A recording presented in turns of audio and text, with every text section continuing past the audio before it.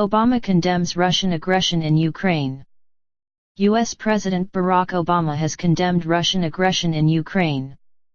Speaking in Warsaw to mark 25 years since the fall of communism in Poland, he hailed Polish democracy as a beacon for neighboring Ukraine.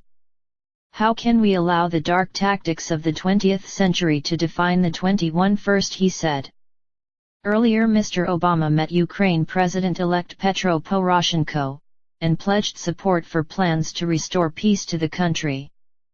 Mr. Obama called Mr. Poroshenko a wise selection to lead Ukraine, and said the nation could become a vibrant, thriving democracy if the world community stood behind it. Mr. Poroshenko, a billionaire sweet manufacturer, was elected in May and will be inaugurated as Ukraine's president on Saturday.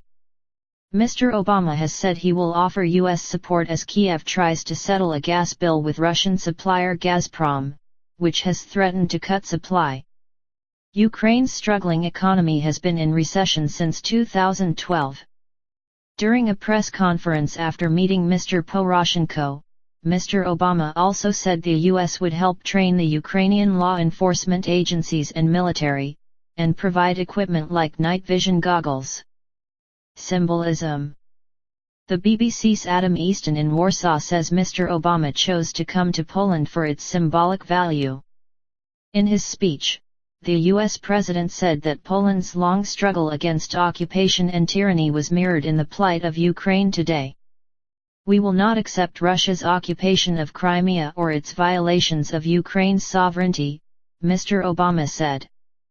As we've been reminded by Russia's aggression in Ukraine, our free nations cannot be complacent in pursuit of the vision we share, a Europe that is whole and free and at peace. Mr. Obama is on a three-country visit to Europe that takes him next to Brussels later on Wednesday for a meeting of the G7 major industrial nations. It will be the world leaders' first gathering since Russia was removed from the G8 in protest over its annexation of Crimea in March.